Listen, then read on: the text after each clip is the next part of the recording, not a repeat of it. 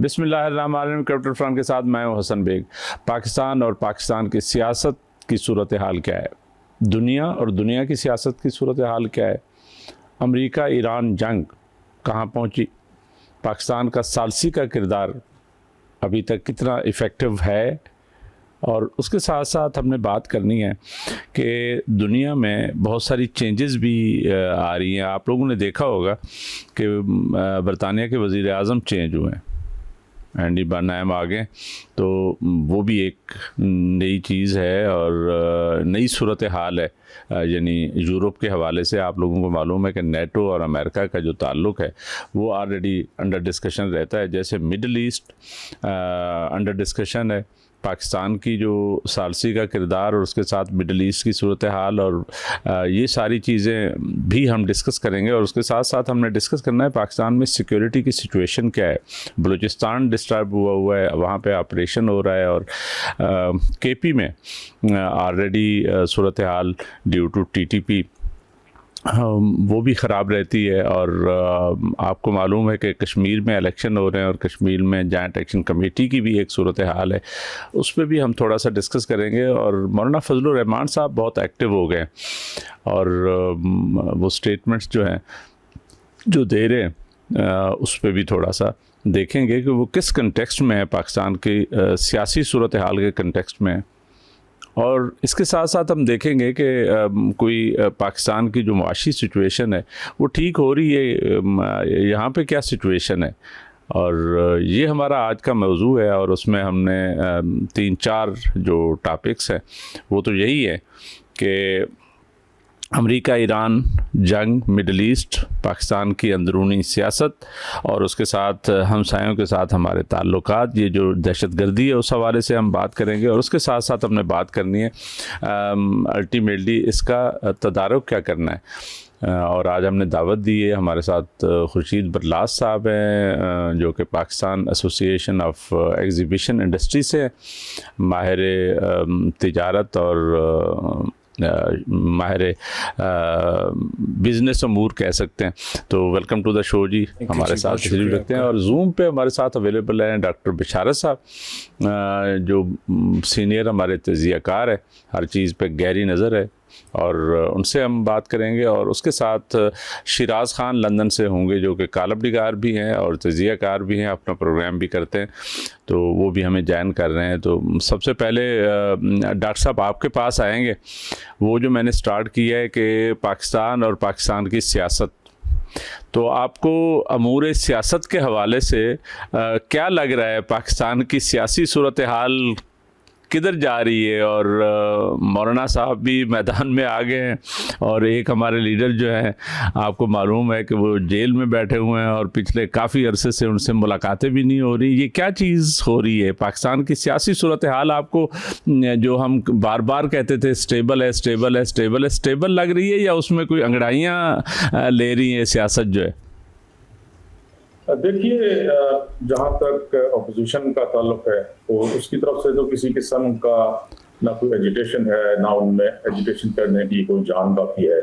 आप देख रहे हैं कि 3 साल होने को आए हैं इमरान खान साहब को जेल में, लेकिन उनके लीडर्स जो हैं वो बिल्कुल सीन से गायब हैं। बल्कि उनकी हमशीरा मोहतरमा जो है वो ये बरमला कह भी रही हैं कि जो है लीडर्स को बाहर आना चाहिए, बाहर आकर जो है रिहाई के लिए कोशिश करनी चाहिए। लेकिन कोई लीडर जो है बाहर आकर किसी किस्म का मुजाहरा करने का या उनकी रिहाई के लिए कोई मुतालबा करने के लिए तैयार नजर नहीं आता, बल्कि उल्टा ऐसा हो रहा है कि कुछ कंट्रोवर्शियल किस्म के बयान दिए जा रहे हैं उनकी दूसरी हमशीरा साहिबा की तरफ से, जो कि हिंदुस्तान की पाकिस्तान के साथ जो जंग हुई थी जिसमें पाकिस्तान ने हिंदुस्तान को बहुत बुरी तरह मारा था, उसके बारे में शकूक व शुबहात जो है वो पैदा किए जा रहे हैं।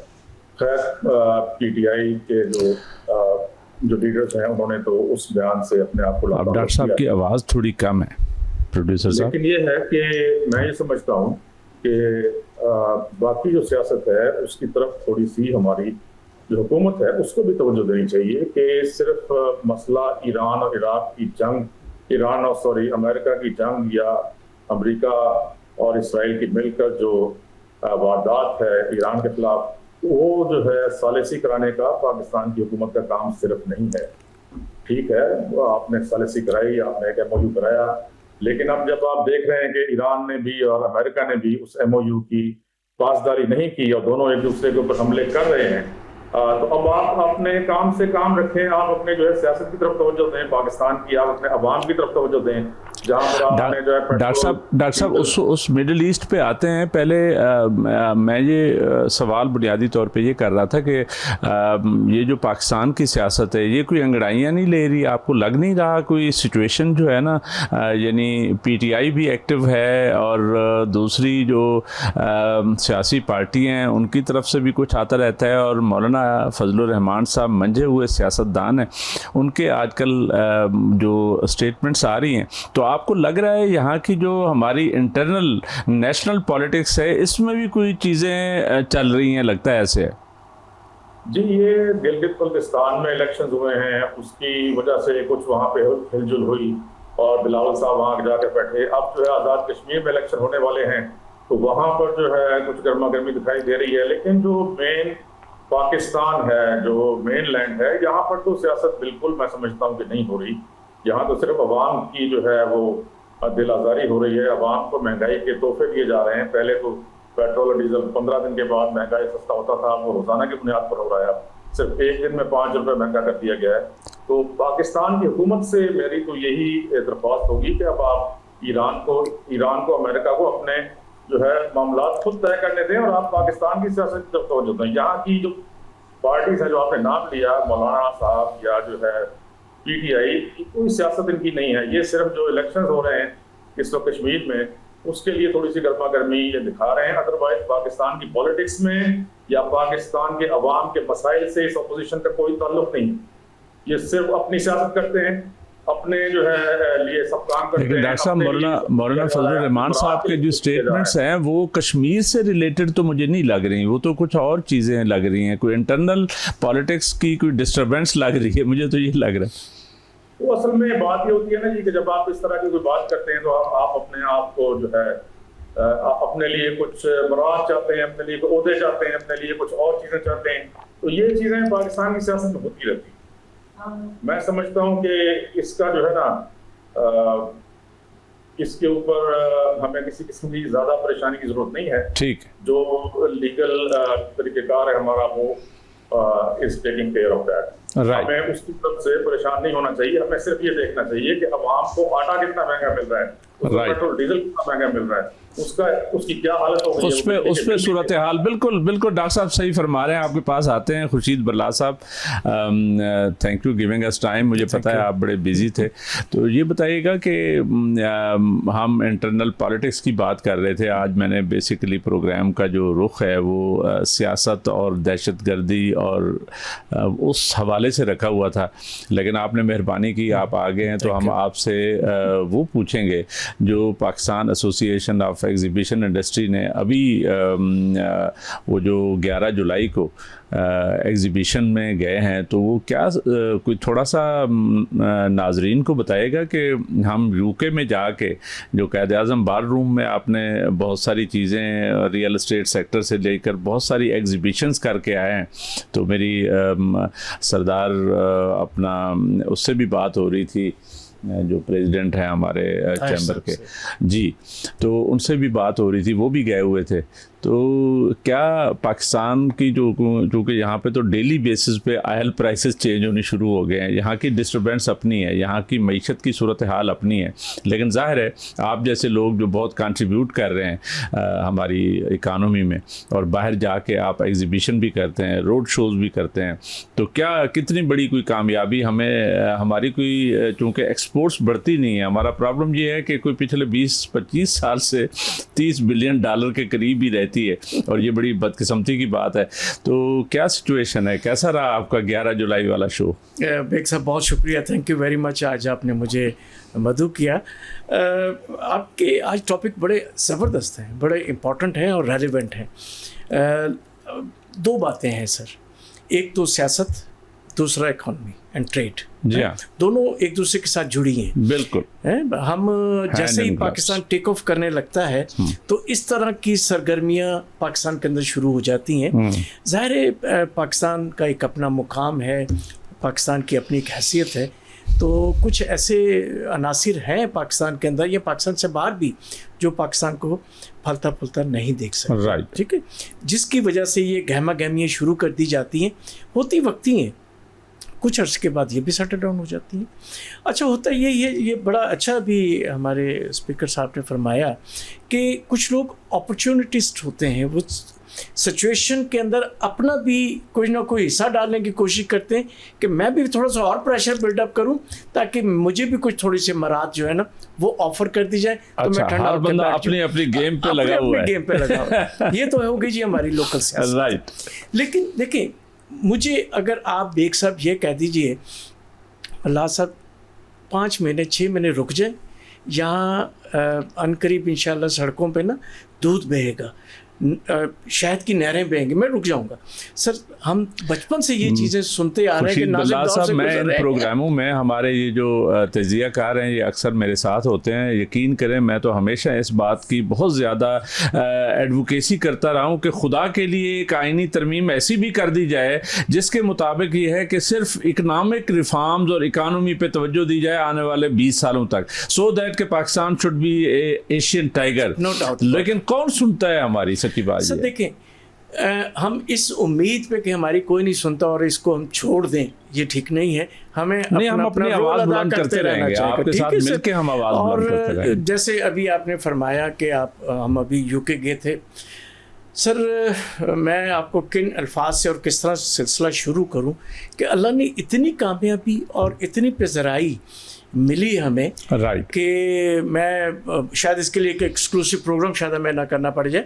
सर, मेरे बिल्कुल साथ एक्सक्लूसिव भी करेंगे जी। मेरा तो मेन जो है ना, आज तो हम सियासी चीज़ों पे वो कर रहे हैं, लेकिन नॉर्मली मैं इकानमी पे ही प्रोग्राम करता हूँ। मैं थोड़ा सा आपको मुख्तसरन सा एक ये बता दूँ जी कि हम एक्चुअली ये इवेंट था क्या, ये हमारा टूरिज़म इन्वेस्टमेंट समिट था। राइट। इसके अंदर हमने मुख्तलिफ सेक्टर्स रखे थे, टूरिज़म से रिलेटेड प्रोजेक्ट्स हैं, फिर उसके बाद मेडिकल टूरिज़म है, एजुकेशन टूरिज़म है और रियल एस्टेट का थोड़ा सा एक कंपोनेंट था हमारे साथ। मैं अगर आपको फिगर आउट कर दूं ना, आपने शायद पिछली दफ़ा भी मुझसे पूछा था, 2.5 मिलियन के MOU साइन करके आए हैं और विद इन 3 to 6 मंथ ये $5.5 मिलियन की मतवक्को है आपको फर्दर इन्वेस्टमेंट। ये एक दिन की कॉन्फ्रेंस का आउटकम है। हमारे लिए तो सच्ची बात है, $100 की भी बड़ी अहमियत है पाकिस्तान की जो इकानमी की मैं सिचुएशन। सर, मेरा कहने का मकसद ये था कि सर हमें अपना कारवान जारी रखना है। बिल्कुल ठीक। मैं इस चीज़ के इंतज़ार में बैठ जाऊं कि सर अभी इधर ये काम हो जाए तो फिर मैं जाऊं। सर, एक काम खत्म नहीं होगा, दूसरा शुरू हो जाएगा, बहुत बड़ा किरदार है, दूसरा खत्म हो जाएगा, तीसरा शुरू हो जाएगा। तो हमें अपना रोल अदा करना चाहिए। हमें पाकिस्तान का झंडा लेके दुनिया भर में हम जाते हैं। वो तो आप लेके बिल्कुल ऑलरेडी आप मैदान में हैं। मैं शिराज खान ने हमें यूके से ज्वाइन किया, आप यूके गए हुए थे, तो Shiraz Khan, welcome to the show. अस्सलाम वालेकुम, बहुत शुक्रिया। वालेकुम अस्सलाम। शिराज खान, आज हम बुनियादी तौर पे डिस्कस ये कर रहे थे कि पाकिस्तान और पाकिस्तान की सियासत और दुनिया की सियासत, मिडल ईस्ट वार और उसके साथ साथ यहाँ का जो सिक्योरिटी सिचुएशन है, इस पे हमने डिस्कस करना था। पहली बात, चूँकि आप बाहर बैठे हुए हैं, ये खुर्शीद बरलास साहब हमारे इंडस्ट्रियल ये एग्जीबिशन से हैं और उनसे तो ये अभी आपके यूके से बर्मिंघम से हो के आए हैं, वहाँ पे कोई रोड शो कर रहे थे। ये बताइएगा कि वहाँ की सियासत की क्या सूरत हाल है? आपका तो नया प्राइम मिनिस्टर आ गया है वहाँ पे, एंडी बारनैम, तो वहाँ की सियासत जो है ना वो क्या रुख इख्तियार कर रही है? ज़रा उसका हवाल दीजिएगा हमारे नाजरीन के लिए। तो पहली बात तो ये है सर कि एंडी बारनैम को लोगों ने, पार्टी ने, यानी लेबर पार्टी जो रूलिंग पार्टी है, उसका एक अपना प्रोसीजर होता है, बल्कि तीनों पार्टियों का एक प्रोसीजर है, जो लिबरल है, लेबर है या यानी कंजर्वेटिव है, कि वो मेंबर अपना लीडर सेलेक्ट करते हैं। लेकिन चूंकि अभी 2 साल बाकी थे के स्टार्मर की हुकूमत को, या उनका टेन्योर बाकी था, इलेक्शन में भी 2 साल बाकी है, तो ये बेसिकली के स्टार्मर 6 साल पहले, 6.5 साल पहले पार्टी के लीडर बने थे और एक बढ़िया एक निज़ाम होता है विद इन द पार्टी, जो मेंबरान होते हैं, पेड मेंबर होते हैं, वो अपने लीडर को चुनते हैं। यहाँ को मारूसी या खानदानी निज़ाम नहीं होता है, तो जो भी आता है पार्टी के ग्राउंड से, यानी लो लेवल से उसकी पॉलिटिक्स आती है, फिर जज करते हैं तो वो लीडर बनते हैं। लेकिन इस दफा ये हुआ सर कि जो कि इनके खिलाफ जो है वो एक कैंपेन चल पड़ी केस टामर के दरमियान, और वो इनके जो अमेरिका में सफीर जिन्होंने तैनात किया था उसका जो पीटर मेंडलसन उसका ताल्लुक कहीं निकल आया जेफरी एप्स्टीन से, और उसकी वजह से बेसिकली ये इन पर इल्जाम था कि इन्होंने जानते बूझते हुए बगैर उसकी सिक्योरिटी अभी क्लियर्स नहीं हुई थी तो लॉर्ड पीटर मेंडलसन को अमेरिका में सफीर तैनात कर दिया था। तो ये डिनाई कर रहे थे, अपोलोजाइज भी किया इन्होंने पार्लियामेंट में, लेकिन वो कहीं वो उठ किसी जगह बैठ नहीं रहा था। दूसरा ये था सर कि इन्होंने 49 बैरूनी दौरे किए हैं विद इन 2 ईयर्स, और जो डोनाल्ड ट्रंप मर्ज हुए हैं और उनके साथ ये इख्तलाफात करते रहे, वो भी एक फैक्टर था कि वो भी मुसलसल इनको यानी इनके ऊपर क्रिटिसाइज कर रहे थे। तो अमेरिका और बरतानिया के तो बहुत गहरे ताल्लुक के इंस्टीट्यूशन वाइज एक दूसरे के साथ एवरीथिंग, तो ये हमारे जो तल्लुकात थे यूके के वो अमेरिका के साथ भी खराब हो गए। और ये दाखिली जो पॉलिसियां हैं, ये दाखिली जो लोगों की कास्ट ऑफ लिविंग है, लोगों को रिलीफ देने के लिए ये कुछ नहीं कर सके। तो बेसिकली जो आखिरी इनके इक़्तिदार में आखिरी जो कील साबित हुई वो ये थी कि जो मई में यहाँ लोकल इलेक्शन हुए उसमें 1200-1300 इनके काउंसलर जो है वो हार गए लेबर पार्टी के, और ये पहली दफा हुआ। तो उसके बाद पार्टी के अंदर जो इनके मेंबर ऑफ पार्लियामेंट थे या उनके अंदर जो है वो आवाजें आना शुरू हो गई, और बाद लोगों ने जिसमें आनंद सरवर है जो स्कॉटलैंड में लेबर पार्टी के लीडर थे, वो ये मोहम्मद सरवर गवर्नर के बेटे हैं, उन्होंने इस्तीफा दिया था। तो बहुत सारे दूसरे एमपीज और इनकी कैबिनेट के जो लीडर थे उन्होंने इस्तीफा दे दिया था, या वजीर थे उन्होंने इस्तीफा दे दिया था। तो इनके ऊपर प्रेशर बढ़ गया था, लेकिन ये रहना चाहते थे, ये कह रहे थे मेरा भी 2 साल में हमारे बाकी है। लेकिन फिर इनके पार्टी के अंदर एक कंसेंसस पाया गया, और फिर एक शख्स ने, हालांकि एंडी बर्नम 3-4 हफ्ते पहले एमपी भी नहीं थे, ये मैनचेस्टर के मेयर थे, लेकिन पहले ये सियासत में आने से पहले साफी रहे हैं, यूनियन में भी रहे हैं, और 2001 में इन्होंने इलेक्शन लड़ा था, और ये पहले भी सेक्रेटरी रह चुके मुख्तलिफ यानी वजीर रह चुके मुख्तलिफ अदवार में। 2010 में इन्होंने इलेक्शन लड़ा था, उस वक्त जो एड मिलीबैन है जिनको अभी इन्होंने वज़ीर ख़ारजा तैनात किया, उनके खिलाफ पार्टी लीडरशिप की रेस में हार गए थे। फिर 2015 में भी इन्होंने पार्टी के लीडर बनने के लिए कंटेस्ट किया था, तो उसमें भी जर्मी कोमन बन गए थे, ये हार गए थे। तो ये बेसिकली हुआ यही है कि जो वोटर है वो दे हैव स्पोकन आउट, वो बोले हैं। शिराज खान ये बताइएगा, ये जो चेंज है चले that is good for UK people, ये बताएं कि आप तो पाकिस्तानी भी हैं, कश्मीरी भी हैं, और कोई पाकिस्तान को कोई फायदा होगा? कोई उनकी तो आपकी तो अपनी इकोनॉमी भी बड़ी खराब हुई है यूके की। नहीं, यहाँ की इंस्टीट्यूशन सब स्ट्रॉन्ग है। देखिए जो हुकूमतें होती है ना, हाँ। वो तो सियासी हुकूमतें होती हैं, और यहाँ जो इकानमी है या अदारे हैं या कॉन्स्टिट्यूशन है या कोर्ट्स है या पुलिस है, ये सारे पॉलिटिकल इन्फ्लुएंस से अलग होते हैं। जो रूल्स और रेगुलेशंस पहले बने होते हैं, कानून बने होते हैं, उसी पर वो अमल दरामद करते हैं as it written on the book.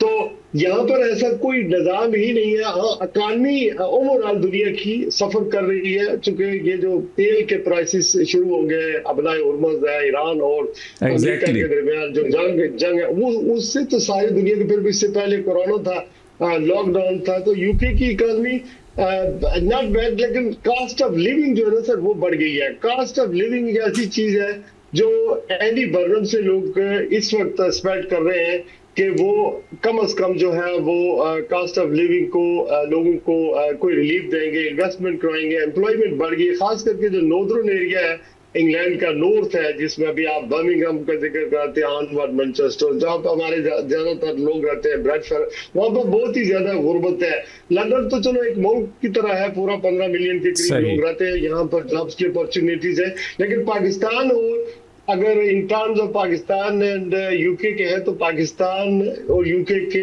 1947 से ही ताल्लुकात बहुत अच्छे हैं, और कोई भी प्राइम मिनिस्टर आ जाए यहाँ हमारे ताल्लुकात ठीक रहते हैं। अलबत्ता ये जो शबाना महमूद है जो पहले भी होम सेक्रेटरी थी और अब दोबारा इस कैबिनेट में भी उन्होंने होम सेक्रेटरी तैनात कर दी है, यानी वो कंटिन्यू करेंगे। उनके बारे में कहा जाता था कि वो चांसलर बनेंगे। चले good luck for UK people, good luck for Pakistan. ये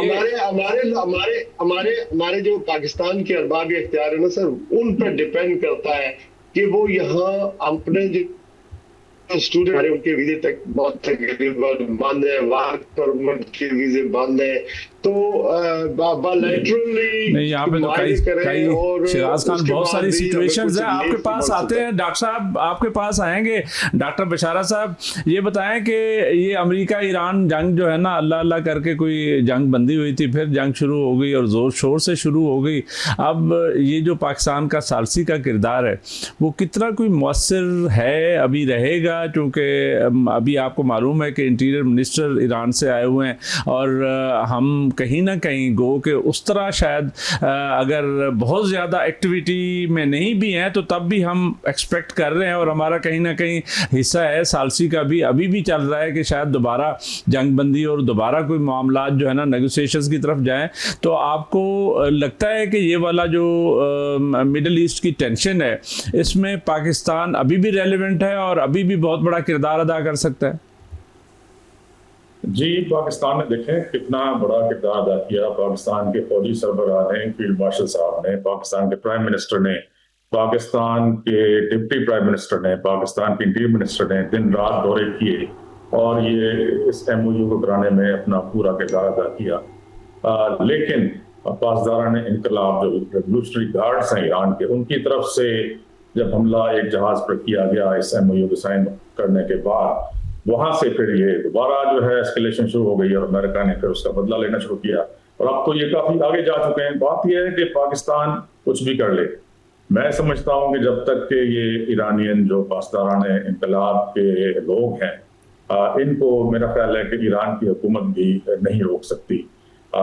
ईरान में एक तो उसकी रेगुलर आर्मी, नेवी और एयरफोर्स है, मिलिट्री है, और दूसरे ये लोग हैं जो रेवोल्यूशनरी गार्ड्स हैं, तो ये मेरा ख्याल है उनके भी उस तरह असर में नहीं है और जिसकी वजह से कोई एक जो है परमानेंट किस्म का एक सीज फायर नहीं होता। आज की एक खबर है जो कि सुबह से आ रही है कि 10 दिन का सीज फायर शायद अब दोबारा हो जाए, जिसकी दरख्वास्त दोनों तरफ से जो है की जा रही है और उसके ऊपर कुछ अमल करने की कोशिश हो रही है। फिर वो आए हुए हैं अब ईरान से पाकिस्तान, उनके वजीर दाखिला, तो यहाँ पर मुज़ाकरात हो रहे हैं वो।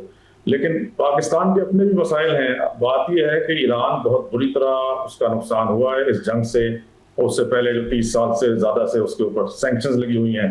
तो एक बहुत अच्छा मौका था पाकिस्तान की सालिसी के जरिए, उसको एक अच्छा मौका मिल रहा था कि उसके जो फ्रीज हुए थे एसेट्स वो भी बहाल होते, उसके मुल्क का तेल को बेचने की भी आज़ादी मिलती, अपने मुल्क को तरक्की देने की आज़ादी मिलती, अपने मुल्क के अवाम को तरक्की देने की जो है वो आज़ादी मिलती। लेकिन उन्होंने दूसरा रास्ता चूज किया उनके पासदारान इनकलाब के लोगों ने। अब देखें किस तरीके से उनके पुल तबाह किए जा रहे हैं। लेकिन आप समझते हैं कि पाकिस्तान अभी भी बहुत ज़्यादा रेलिवेंट है, अभी भी पाकिस्तान अपना किरदार अदा करता रहेगा, लगता है ये है? तो मैं ये समझता हूँ कि पाकिस्तान का कोई इन्फ्लुएंस नहीं है पासदारान इनकलाब के ऊपर। पाकिस्तान अगर बातचीत करता है और किसी को तैयार करता है सालिसी के लिए तो वो ईरान की हुकूमत है, लेकिन पासदारान इनकलाब जो है उससे के साथ पाकिस्तान, वो ना पाकिस्तान की मैं ख्याल बात सुनेंगे और ना वो अपनी ही हुकूमत के जो है। डॉक्टर साहब, जैसे इंटीरियर मिनिस्टर उनके वजीर दाखिला आए हुए हैं तो अदरवाइज भी हम इन टच हैं, तो आपका ख्याल है कि इन सब को पीछे से सपोर्ट हासिल नहीं है पासदारान की? नहीं, मैं ये समझता हूँ कि पाकिस्तान ने जो कुछ जिस तरीके से MOU कराया था तो उसमें सब शामिल थे, क्योंकि उसमें पासदारान इनकलाब के जो उनके हेड्स थे उनके साथ मुलाकातें हुई थी। लेकिन बाद में देखें ना, अगर कोई एक भी उनका फैक्शन है, एक भी जो उनकी वोट है जिसके ऊपर जो है चंद वो मिसाइल बरदार बैठे हुए हैं, वो जाकर किसी एक जहाज पर हमला कर देते हैं, वहीं से आपके जो MOU है उसकी खिलाफवर्जी हो जाती है, जो सीज फायर है उसकी खिलाफवर्जी हो जाती है। और फिर जो लेकिन बज़ाहिर तो लगता है ईरान का इंफ्रास्ट्रक्चर तबाह हो रहा है, ईरान जो है ना ज़्यादा यानी तबाही की तरफ नहीं चला गया इस तरह की चीज़ें करने से? बहुत ज़्यादा तबाही की तरफ चला गया और जिसकी कोई वजह नहीं थी जब MOU हो गया था। और मैं ये बताऊं आपको कि बरतानिया के भी प्राइम मिनिस्टर ने इसी तरह का बयान दिया है कि पासदारान इनकलाब का जो है वो रोल जो है उसको देखना होगा। तो Right. अब ये है, ये सूरत हाल है। अब मैं समझता हूँ कि ईरान और पाकिस्तान, ईरान की हुकूमत और पाकिस्तान की हुकूमत तो चाहती है कि इस MOU पर अमल हो, इस बिल्कुल ceasefire ठीक है। पर अमल हो। अब आगे देखें क्या होता है। ठीक हो गया है। खुर्शीद साहब आपके पास आएंगे। ये जो मिडल ईस्ट की टेंशन है, ये जो अल्लाह अल्लाह करके हमने बड़ा मुश्किल से एक सालसी का एक बड़ा रोबस्ट किस्म का, स्ट्रांग किस्म का किरदार अदा किया और जंग बंदी हुई थी, फिर दोबारा शुरू हो गई है। तो आप समझते हैं कि आप देखें ये जो हमारी ऑयल प्राइसेस थी, ये महीने से 15 दिन पे आई थी, 15 दिन काफ़ी अरसा चलता रहा, फिर हफ्ते पे आ गई थी और हफ्ते के बाद आप डेली बेसिस पे आ गई हैं। तो कितना बड़ा धचका है पाकिस्तान की इकानमी के लिए? देखिए, गल्फ़ की वॉर और जैसे अभी आप फरमा रहे थे कि US ईरान, इससे पाकिस्तान तो अफेक्ट कर ही रहा है। पाकिस्तान से ज़्यादा पूरी दुनिया अफेक्ट कर रही है। जी हाँ। अगर पाकिस्तान कोई रोल अदा कर रहा था तो वो दुनिया के इंटरेस्ट में कर रहा था। बिल्कुल। मैं और शिराज खान से यही पूछ रहा था कि यूके की तो अपनी इकानमी बड़ी जी, गड़बड़ यूके हुई। से इस साल के अंदर 18,000 मिलियनर्स शिफ्ट हो गए। हाँ जी, बाहर कितना चलो। बड़ा जी उनका हाँ, भी ये exchange इतना बाहर बड़ा में शिफ्ट जो है, शिफ्ट जैसे हुआ है। पाकिस्तान से लोग बाहर जाना चाह रहे जी हैं, हाँ। ये एक बड़ी वैसे क्राइसिस सिचुएशन है कि पाकिस्तान में रोजगार नहीं मिलता लोगों को, जो हाँ, यहाँ हाँ। से औने पौने वीजे लगवा के बाहर जाना चाहते हैं, उनको एयरपोर्ट पे रोक लेते हैं। ये बड़ा अजीब सा इमिग्रेशन का असूल है कि ये किस बेस पे लोगों को जज करते हैं कि ये इन लोगों को नहीं जाना चाहिए। भाई यहाँ पे या तो आप मईशत इतनी बेहतर कर दें कि लोग बेरोजगार ना हों। अगर बेरोजगार हैं लोग और वो किसी ना किसी तरीके से जेन्युइन वीजा लगवा लेते हैं तो उनको इमिग्रेशन रोक लेती है। ये तो बड़ी हैरान कुन बात ये है। वैसे ऐसे करना नहीं चाहिए, लेकिन इसमें से चंद केसेस ऐसे हैं जो मेरी नज़र से भी गुजरे हैं राइट। कि वो जिस नौयत का वीज़ा लगा हुआ था वो उस प्रोफेशन से उसका ताल्लुक ही नहीं था, तो वो हाँ, जाके ये क्या करेगा इस तरह उधर? की जो एनामलीज है तो वो ये अपनी बदनामी जगह का पे बाइस ठीक है, बनता है ठीक है। पाकिस्तान के लिए। कहीं ना कहीं उनके पास पॉइंट है। हाँ, ठीक करने है। वाले चंद होते हैं, लेकिन सफ़र वो सारी दुनिया हाँ। करती है, ये सारे पाकिस्तान को करना पड़ता है। पाकिस्तान की अहमियत सर, इसको मेरा ख्याल है कोई भी कम नहीं कर सकता। जी हाँ। और हम जैसे कह रहे थे कि जी ईरान और पाकिस्तान, सर अहमियत रहेगी। पाकिस्तान ही एक ऐसा वाहिद मुल्क है जो अमेरिका भी बात अगर पहुंचाना चाहता है ईरान तक, राइट। वो पाकिस्तान के थ्रू है। ईरान ने भी अगर कोई बात पहुंचानी है तो वो पाकिस्तान के थ्रू ही करनी है, तो उसकी अहमियत में कमी नहीं हो सकती। अभी ये जो नई जंग का स्टार्ट हो गया है, ये जो पिछले 8-10 दिन से है, तो इसमें तो कोई प्रॉब्लम ऐसा हो गया है कि कतर भी एक साइड पे हो गया है, पाकिस्तान भी लगता है साइड लाइन हुआ है। अब तो ये जंग जो है ना बड़ी अजीब सी सूरत हाल इख्तियार कर दी। एक्चुअली दबे अल्फाज में मैं ये कह सकता हूँ कि पाकिस्तान ने नाराजगी का इजहार किया है कि यार एक चीज डेफिनेटली बड़ी पाकिस्तान ने मुश्किल इतना से बड़ा हम किरदार सब अदा ने किया बैठ के एक अदा लेकिन करने, अभी भी पाकिस्तान तैयार है उस किरदार के लिए। डेफिनेटली वो करेगा जी, क्योंकि अच्छा, हमारा फॉरेन ऑफिस ने कहा है हमारा MOU, इस्लामाबाद MOU अभी भी रेलेवेंट है। अभी रेलिवेंट है। एक्चुअली इसराइल के हक में जंग बंदी नहीं है, वो कहीं ना कहीं नहीं, वो अपना इजराइल तो यही चाहता था जो हो रहा है, तो वो ये तो उनकी मंशा के मुताबिक हो रहा है, तो इसीलिए वो तो शुरू से ही इसके खिलाफ थे। हाँ। चलें, शिराज खान आपके पास आएंगे। ये जो मिडिल ईस्ट टेंशन है, वार है और ये जंग जो है ये रुकने का नाम नहीं ले रही। अब मज़ीद मसले ख़राब हो रहे हैं और हमारे जैसे मुल्क की तो मईशत जो है ना वो बिल्कुल यानी मैं वही जो खुर्शीद बराज साहब से भी कह रहा हूँ कि महीने से 15 दिन पे प्राइसेस आई थी, फिर हफ्ते के बाद शुरू हुई, अब डेली बेसिस पे होनी शुरू हो गए हैं। और आपको मालूम है कि ये जो ऑयल प्राइसेस हैं, इसी की वजह से सारा इन्फ्लेशन, सारा अफरात ज़र, सारी इकानमी सारी गड़बड़ होती है। लोग जो है ना ये मिडल ईस्ट की सिचुएशन में अभी जो नए वज़ीर आज़म आए हैं UK के, ये भी कोई किरदार अदा करेंगे या इसी तरह चलता रहेगा? और पाकिस्तान का सालसी का किरदार जो है ना वो भी ज़ाहिर है कहीं ना कहीं तो रेलिवेंट रहेगा। अल्लाह करे ये जंग बंदी दोबारा हो जाए। देखिए बैंक साहब, एक बात समझ लें कि ईरान भी जंग लंबी नहीं चाहता और अमेरिका भी लंबी जंग नहीं चाहता। और दूसरी बात ये कि जो मुज़ाकरात है वो अब भी दोनों मुल्कों के दरमियान हो रहे हैं और पाकिस्तान ने और कतर ने ये कहा है कि 10 दिन के लिए आप पोज करें और मुज़ाकरात यानी कि उस ये जो MOU है उसको रिविजिट करें, उस पर अमल दरामद करने की कोशिश करें, 10 दिन के लिए पोज दें। इस वक्त तक तकरीबन अमेरिका के कम 18 फौजी वो जब से ये जंग शुरू हुई है कहा जाता है कि वो मारे जा चुके हैं और इतने जख्मी है। ये अमेरिका ये अपने लोगों से छुपा भी रहा है। जहां तक जो इकानमी की सूरत हाल है, ये पाकिस्तान का पर्सपेक्टिव, हमने कोशिश कर दी है की है और हमारा एक यानी हमें लिवरेज भी मिली है, हम डिस्कस भी हुए हैं, हमारा किरदार को सराहा भी गया है, लेकिन हमारे अपने बहुत सारे प्रॉब्लम्स हैं। और हमें जब हम मिडिल ईस्ट की बात करते हैं तो मिडिल ईस्ट की सियासत में पाकिस्तान अगर उसमें जाना चाह रहा है, अभी देखें बाब अल मंदब को बंद कर दिया है यानी होसियों ने, ये जो सऊदी अरब के ऑयल शिप के लिए जो जा रहे थे, अभी वहां पर उन्होंने जब बंद किया, अगर इसका रिस्पांस सऊदी अरब इस तरह देता है कि उन पर हमला करता है ये, तो फिर तो हमें, चूंकि हमारे वहां पर उनके साथ हमने मायदा किया हुआ है, हमारे फौजी भी वहां पर मौजूद हैं, तो हमें कोई पोजीशन लेनी पड़ेगी।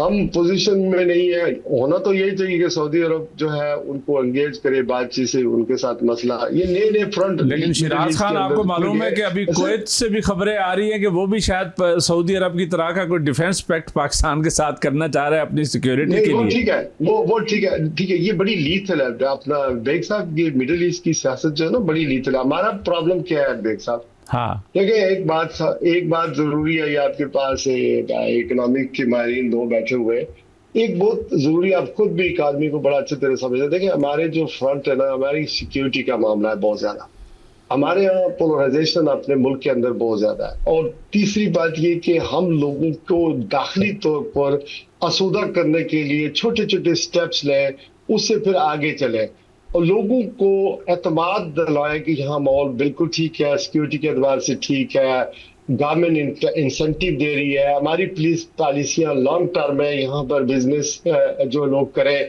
और उन्हें एतमाद दें। और ये कम अज कम उस वक्त तक नहीं होगा जब हम अपने अदारों को ठीक नहीं करेंगे, हम लॉ को सही, लॉ एंड जस्टिस अपने कोर्ट्स उनको यानी कि आज़ादी से काम नहीं करने देंगे, उस वक्त हम ये चीज़ें नहीं कर सकते। देखिए एक स्टेट ऑफ डिनाइल में हम लोग रह रहे हैं। मसला आपके लिए भी ये है, मेरे लिए ये भी है कि हम अगर पाकिस्तान की बेहतरी के लिए बात करना चाहते हैं, या हम इकॉनमी को ठीक करने की बात करते हैं, हम सिक्योरिटी को ठीक करने की बात कहते हैं, हम इसको दुश्मनी ना समझा जाए, इसको पॉजिटिव तरीके से लेना चाहिए। ठीक, हाँ, इसको दूसरा रंग न दिया जाए कि हम खुदा न खास्ता अदारों के खिलाफ हैं, पाकिस्तान के खिलाफ हैं, हम किसी पार्टी से ताल्लुक रखते हैं, हम पाकिस्तानी हैं, हम इस पाकिस्तान हम उसी की बेहतरी के लिए सारा कुछ सजेस्ट करते हैं। ठीक, बात करते हैं।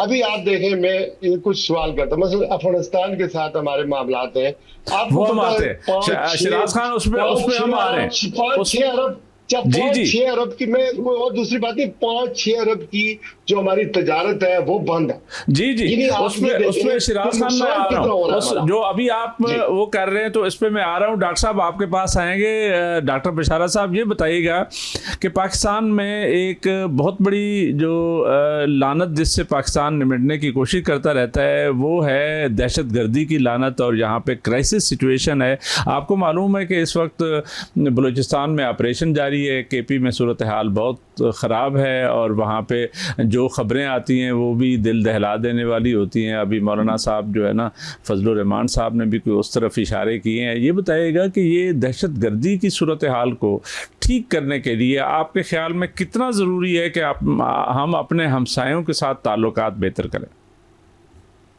देखें जी, पाकिस्तान तो अपने हमसायों के साथ ताल्लुकात बहुत बेहतर करने को तैयार है, लेकिन अगर आपके हमसाये जो हैं वो बेहतर ना करना चाहें तो फिर आपको उनका जवाब देना होता है। टिट फॉर टैट कहलाता है। अगर आप उनको जवाब नहीं देंगे तो वो तो जो है समझेंगे कि आपकी कमजोरी है। आप ये देखें कि पाकिस्तान में कितना पाला गया, पिछले 30-40 साल हो गए, 60 लाख से ज्यादा अफगानों को पाकिस्तान ने पाला है। इनको पनाह दी पाकिस्तान, इनको क्या कुछ नहीं दिया, इनको हर तरीके से इनकी मदद की।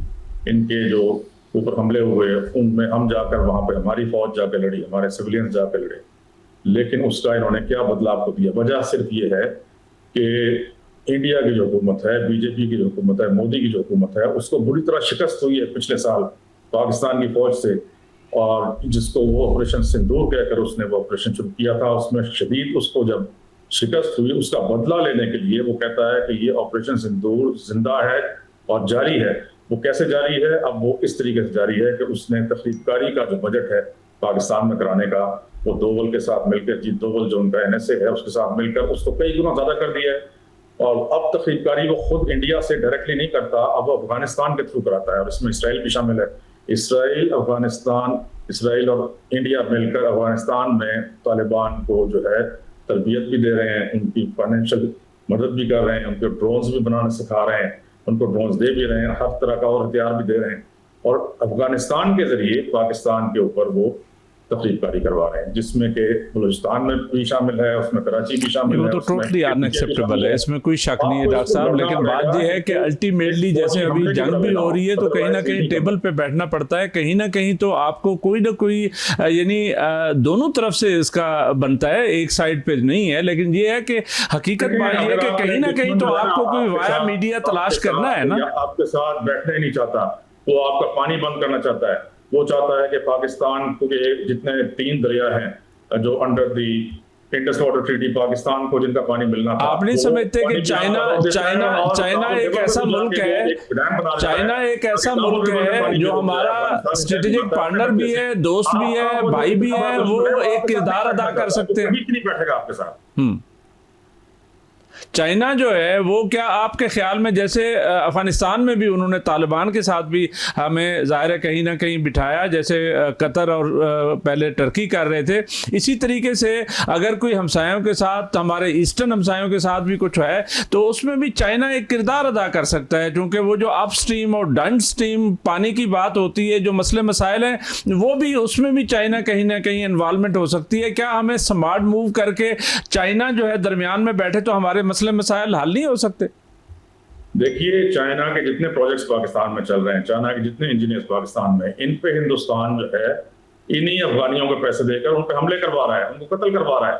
ये आपका बहुत बड़ा दुश्मन है जो कि अफगानिस्तान को इस्तेमाल कर रहा है, वहां के लोगों को इस्तेमाल कर रहा है आपके खिलाफ। इसने कभी भी आपके साथ नहीं बैठना है। इसका तरीका वही है जो बलूचिस्तान में किया जा रहा है, जिस तरह के इसके तहरीककार जो है उनको जो है पाकिस्तानी फौज जो है उनका सफाया कर रही है, इस तरह हर सूबे से इनका सफाया करना होगा और इनके साथ उस वक्त तक तजारत नहीं खोलनी चाहिए जब तक ठीक है डॉक्टर साहब, जब तक ये पाकिस्तान पे हमले करने को बंद ना करें और वायदा ना करें। राइट। खुर्शीद साहब, एक दफ़ा आपके पास वो चूँकि पीसफुल को एग्जिस्टेंस जो है ना वो बड़ी ज़रूरी होती है, और उसके लिए आपको कहीं ना कहीं कोई वाया मीडिया तलाश करना होता है। जैसे डॉक्टर साहब भी कह रहे हैं, इतने अरसे से हम अफ़गान वार का हिस्सा हैं, अफ़गान हमारे भाई हैं, हमने उनको अकोमोडेट किया, हमने उनके लिए जंगें लड़ी, लेकिन आज सबसे बड़ा दुश्मन वही अफ़गानी तालिबान हो गया है। तो ये बड़ी अफसोसनाक बात है।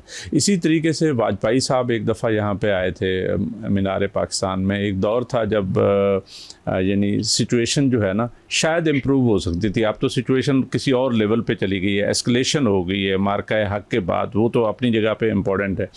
लेकिन चाइना, जैसे मैं मिसाल दे रहा हूँ कि चाइना एक रोल प्ले कर सकता है मेरी नज़र में, क्योंकि उनका आपको पता है कि 150 के 60 बिलियन डॉलर की ट्रेड है विद इंडिया। तो हमारा स्ट्रेटेजिक पार्टनर है, हमारा तो बहुत करीबी यानी दोस्त भी है, सारी रिलायंस है, जैसे अमेरिका के साथ भी हमारे ताल्लुकात है। आप समझते नहीं हैं कि ये जो चाइना का रोल है अभी वर्ल्ड ओवर भी बढ़ा है, अब पाकिस्तान का दोस्त होने के नाते यहाँ पे कहीं ना कहीं कोई पानी के मसले से लेकर हर मसले तक चाइना एक रोल प्ले कर सकता है।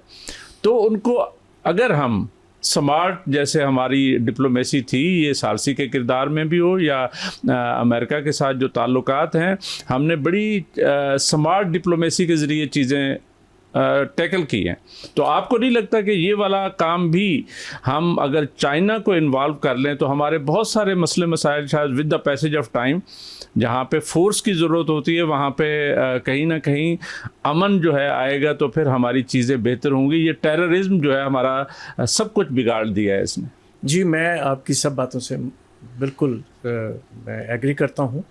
2 चीज़ें हैं बेग साहब इसमें, मैं ये समझता हूँ कि हम सियासत और ट्रेड को मिक्स कर देते हैं। ठीक, आपने जैसे खुद ही फरमाया कि इंडिया और चाइना की कितनी बड़ी ट्रेड है, उतनी ही बड़ी नाराज़गियाँ भी हैं, उतने बड़े 150 बिलियन डॉलर से ज़्यादा एक साल में उन्होंने ट्रेड की। तो कहने का मकसद ये है कि हमें ट्रेड, देखें हमारे आपस में कोऑर्डिनेशन स्ट्रॉन्ग क्यों नहीं हो पा रहे, क्योंकि हमारे स्टेक्स कमज़ोर हो गए हैं अपने रीजनल ट्रेड की सार्क कंट्रीज़ के अंदर ख़ास तौर पे। जब हमारे स्टेक्स इन्वॉल्व हो जाएंगे तो ऑटोमेटिकली इख्तलाफत कम हो जाएंगे, राइट। क्योंकि हमारे स्टेक्स नहीं है। जब स्टेक्स नहीं तो फिर लड़ते चले जाएं, तो लड़ाई कब तक करेंगे आप? ना ये किसी के मुल्क के फेवर में, किसी की फेवर में नहीं है, चाहे बड़ा फेवर में मुल्क हो है। छोटा हो। अब अमेरिका जो है ईरान के साथ लड़ रहा है, आपका ख्याल है अमेरिका इंप्रूव कर रहा है? अमेरिका तो डाउन हो रहा है और डाउन हो रहा ना। है। इसी तरीके से जहां जंग जहां हल जंगें नहीं है। होती हैं, वो जंगें बड़े बड़े मुल्कों को खा जाती हैं। तो इसलिए हाँ। मैं ये समझता हूँ कि सर हमें एटलीस्ट रीजनल ट्रेड के ऊपर तवज्जो देने की जरूरत है। जी हाँ। हमारे स्टैंडर्ड एक जैसे हैं, हमारी Right. ज़रूरतें एक जैसी हैं, हमारे वैल्यूज एक बिल्कुल जैसे ठीक, हैं। बिल्कुल ठीक। मैं अक्सर मिसाल ये देता हूँ कि मैं अगर किसी शहर की एक्सपोर्ट को या इंडस्ट्री को देखूँ तो यूरोप और अमेरिका के स्टैंडर्ड को मीट करने के लिए शायद उस जोन के 15 से 20% उनके स्टैंडर्ड मीट कर रहे हैं। बिल्कुल ठीक। व्हाई नॉट वी शुड, मतलब हम बाकी 80% के लिए वो बस market हमारे तलाश करें, हमारे तो जो हमें रीजन की सार्क में मिल बदकिस्मती है। सकती है। देखें सार्क किधर होता था, इंडिया ने उसको तबाह कर हाँ, दिया। इंडिया ने बहुत कुछ गड़बड़ी भी बहुत की है उसको, मतलब बड़े भाई होने के नाते जो है, बड़ा हमसाया होने के नाते बड़ा रोल प्ले करना था, वो नहीं करता। ये बड़ी ज्यादती की बात है। जैसे ये ऑपरेशन सिंदूर भी बगैर किसी वजह के शुरू कर दिया। शिराज खान आपके पास आएंगे। सर ये बताएं कि दहशतगर्दी जो है ना, एक नंबर 1 मसला है पाकिस्तान का, और ये दहशतगर्दी को टैकल करने के लिए ज़ाहिर है हम इतने अरसे से इसका शिकार हैं। अभी हमारे 2 सूबे तो स्पेशली बहुत ज़्यादा डिस्टर्ब हैं, आपको मालूम है, बलूचिस्तान और केपी। तो उसके लिए क्या कहीं पे, जैसे मैं एक यानी सबमिशन कर रहा हूँ कि चाइना को हम इन्वॉल्व कर लें और चाइना एक लीडिंग रोल में आ जाए और हमारे अपने हमसायों के साथ ताल्लुकात दोबारा बेहतर हों, ऑन द ट्रैक आएँ, तो वहीं पे जाके जो root cause of the terrorism है वो ख़त्म हो सकती है जब हमारे ताल्लुकात ठीक होंगे। क्या आप समझते हैं ये जो प्रपोजल है ये ठीक है? मेरे ख्याल में बेग साहब, आप और बरलाल साहब की बातों से 100% मैं इत्तेफाक करता हूँ। देखें, हमें कन्फ्लिक्ट जो है वो उससे इज्तनाब भी करना चाहिए, और जो अगर कोई हमारा मुखालिफ है तो उस काज को ढूंढना चाहिए कि यार ये मुखालफत हमारी दोस्ती में कैसे बदल सकती है। दुश्मनियों से, गन गरज से, गोली से तो मामलात वक्ती तौर पर नुकसान ही होता है, दूसरे का भी होता है और अपना भी होता है। और टिट फॉर टैट करने से दुनिया एक ग्लोबल विलेज है।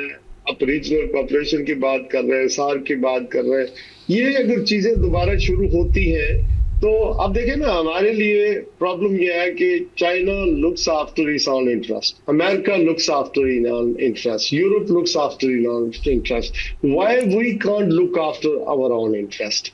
और ओन इंटरेस्ट को अगर हमने सेफ गार्ड करना है या प्रोटेक्ट करना है तो हमें क्या करना है कि अपनी आवाम को अपने साथ पहले एतमाद में लेकर चलना है। हमारी ताकत हमारी आवाम है, हमारे लोग हैं, हमने उन्हें आसूदा करना है, हमें उन्हें रोजगार देना है, कॉस्ट ऑफ लिविंग को जो है वो कट करना है ताकि वो कम से कम वो आमदनी ज्यादा हो उनकी और कॉस्ट ऑफ लिविंग वो बर्दाश्त कर सके। जो इस वक्त वो टैक्स दे रहे हैं, बिजली के, गैस के, रोजगार है, खाने पीने की चाय, ये चीजें आपको पता है कि आधे से ज्यादा पाकिस्तान की आबादी गुर्बत की 45 मेरे ख्याल में % जो है यानी गुर्बत के लिखी से नीचे जिंदगी गुजार रही है।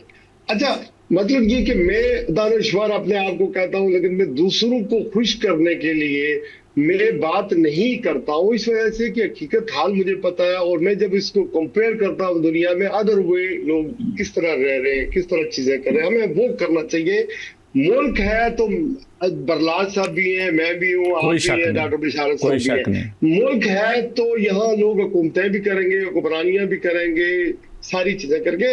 नस्लें हमारी वो गलतियां हम क्यों कर रहे हैं जो हमने 1960 में की, 65 में की, 71 में की, 98 में की। हमारे दरमियान हमारे अपने मसले मसाइल आपको पता है, और हमने जो हमारे नेबर में ईरान से हम तजारत नहीं कर सकते तो अमेरिका नाराज होता है, अफगानिस्तान की तजारत हमने बंद कर दी है। अच्छा, उससे 5 अरब के करीब हमें नुकसान हो रहा है। अच्छा, इसी तरह इंडिया से हमारी तजारत नहीं हो रही है, हमारे बायलैटरल कोई ताल्लुकात ही नहीं है, उसने हमारा पानी बंद कर दिया है।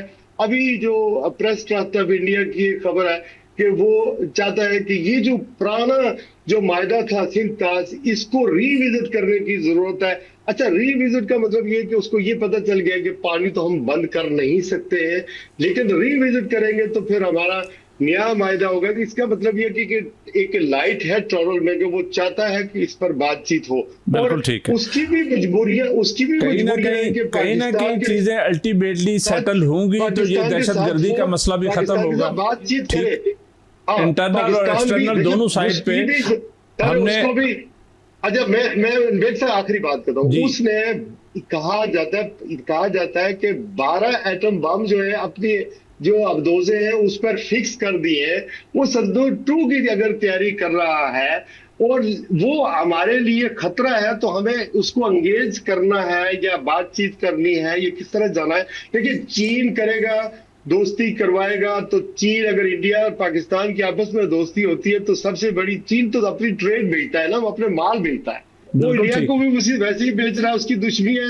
वो पाकिस्तान को वैसे ही बेच रहा है, वो अमेरिका को सबसे ज्यादा बेच रहा है ना। अमेरिका उसको नंबर 1 उसका। जी हाँ बिल्कुल बिल्कुल। वही मैं बात ही शिराज खान यही कर रहा था कि वो एक बड़ा मतलब है हमारा दोस्त भी है और स्ट्रेटेजिकली जाहिर है वो आहिस्ता आहिस्ता इकोनॉमी पे के जोर पे वो एक सुपर पावर के तौर पे भी है, तो वो एक बड़ा रोल प्ले कर सकता है हमसाया होने के नाते भी। क्यों डॉक्टर बशारा साहब, एक आखिरी क्वेश्चन, चूंकि टाइम बहुत कम है, ये फरमाइएगा, यहाँ पे हम दहशतगर्दी की बात कर रहे हैं तो दहशतगर्दी से तो उसको ना जोड़ा जाए, लेकिन ये है कि कश्मीर में इलेक्शन हो रहे हैं, आज़ाद कश्मीर में, और वहाँ पे एक जॉइंट एक्शन कमेटी के कुछ मुतालबात हैं और काफ़ी अरसे से एक स्टैंड ऑफ है। तो ये स्ट्रेटेजिकली इतना इम्पोर्टेंट चीज़ है। कश्मीर ज़ाहिर है हमारा जो है ना जन्नत नज़ीर, हमारे दिल के इतना करीब है। तो ये मसला जो है ना, आप समझते हैं कि ये फौरी तौर पे हल नहीं होना चाहिए, इसको ख़त्म करें? ये क्यों स्टैंड ऑफ हुआ है? ये तो बनता नहीं था ये वाला स्टैंड ऑफ। जी, इसमें आप अगर देखें जो बिलावल भुट्टो के बयान आ रहे हैं वो कश्मीर में है आजकल, और उन्होंने कहा है कि मैं जब तक इलेक्शन होते हैं मैं कश्मीर में रहूँगा। मेरा ख्याल है कि उनको भी सुनना चाहिए। जहाँ तक बात है कि इस स्टैंड ऑफ की और ये जो गलतम ये जैक है कमेटी है, जी हाँ, नहीं उसके दरमियान में वो सैयद कमर रजा जो है ना, जो OPF के चेयरमैन है, आपको पता है UK बेस्ड हैं बुनियादी तौर पे, लेकिन ड्यूअल नेशनल हैं और वो एक बड़ा रोल प्ले कर रहे हैं और उस पर एतमाद भी है, सुना ये है। तो वो उसी प्रोसेस को भी थोड़ा आगे ले जाए। वो लोग ये चाह रहे हैं कि फौज अपना किरदार अदा करे और इसको सालिसी करवाए। दूसरी इम्पोर्टेंट बात यह है कि इन धरनों की वजह से आम जो कश्मीरी हैं, बच्चे हैं, औरतें हैं, मर्द हैं, उनका बहुत नुकसान हो रहा है। बहुत नुकसान, इकोनॉमी का भी नुकसान हो रहा है, लोग भी तंग हैं। क्यों शिराज खान, आप क्योंकि कश्मीर से हैं, आप भी फरमा दीजिएगा कि ये चीज़ जो सैयद कमर रजा कर रहा है वो उसी प्रोसेस को जो है ना जल्दी कंक्लूड करें और मसले को ख़त्म करें। मेरे ख्याल में यहाँ तक बातें पहुंचनी चाहिए ही नहीं थी। ये जो मसला है सारा मिस हैंडल हुआ है और ये अनफॉर्चुनेटली आज़ाद कश्मीर की जो इक़्तिदारी जमातें हैं उनसे मसला हल नहीं हुआ और वफाकी हुकूमत इसमें पड़ी और उन्होंने अंडरटेकिंग दी है, एक दफा नहीं 2 दफा की है और 38 के 38 मुतालबात जो है वो जायज करार दिए हैं। तो एक नहीं जाए, बिलावल भुट्टो जरदारी पहले उधर मैदान में है, नवाज शरीफ साहब जा रहे हैं, बड़ी लीडरशिप जा रही है, तो खत्म करें इसको।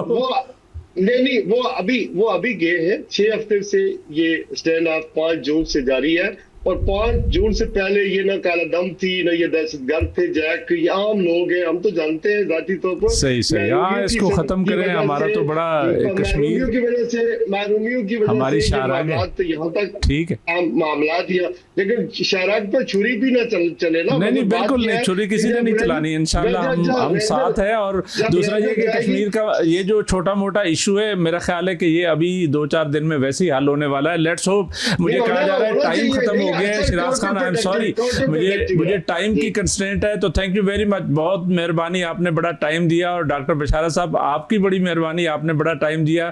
खुर्शीद बल्ला साहब आपकी स्पेशल मेहरबानी कि मुझे आपने बताया कि आपने वो जाना था पिंडी, तो आपने फिर भी टाइम दिया और टाइम निकाला, थैंक यू वेरी मच। नाजरीन, आज हम बुनियादी तौर पर डिस्कस ये कर रहे थे कि पाकिस्तान और पाकिस्तान की सियासत, दुनिया और दुनिया की सियासत, मिडल ईस्ट, ये अमेरिका ईरान जंग, ये कहाँ पे खड़े हैं, और उसके साथ साथ हम डिस्कस कर रहे थे कि दहशत गर्दी का जो मसला है इसको हल कैसे किया जाए, इसके रूट काजेज़ को ख़त्म किया जाए। और उसमें हमारा यही ख्याल है कि चाहे हमें चाइना को इन्वॉल्व करना पड़े, अमेरिका को इन्वॉल्व करना पड़े, मिडल ईस्टर्न कंट्रीज़ जो बहुत इन्फ्लुएंशियल हैं सऊदी अरब समेत, तो उनको इस्तेमाल करना पड़े। अल्टीमेटली हमें कहीं ना कहीं अपने हमसायों के साथ एंगेजमेंट करके इस मसले को ख़त्म करें, क्योंकि रूट काज वही है। ये दहशत गर्दी जितनी हो रही है ये या तो इंडिया की तरफ से वो आ रही है या हमारे अफ़गान भाइयों की तरफ से आ रही है, तो ये कहीं ना कहीं बाहर की एजेंसियां भी शामिल होती हैं। तो इसके रूट काज को ख़त्म करना चाहिए, उसके लिए कहीं ना कहीं कोई वाया मीडिया तलाश करना चाहिए। वो हमारे अहले इक़्तिदार और मुक़्तदर हल्के ज़्यादा बेहतर जानते हैं, हमारी इंटेलिजेंस एजेंसीज़ ज़्यादा बेहतर जानती हैं, वज़ीर आज़म साहब ज़्यादा जानते हैं और फील्ड मार्शल साहब ज़्यादा जानते हैं। उनको कोई ना कोई इसका हल ज़रूर तलाश करना चाहिए, क्योंकि अगर ये दहशतगर्दी जिस तरीके से हमारी कौम को, हमारे मुल्क को, हमारी जड़ों को खोखला कर रही है, इसका तदारुक होना बहुत ज़रूरी है। हसन बेग को इजाज़त, अल्लाह हाफ़िज़।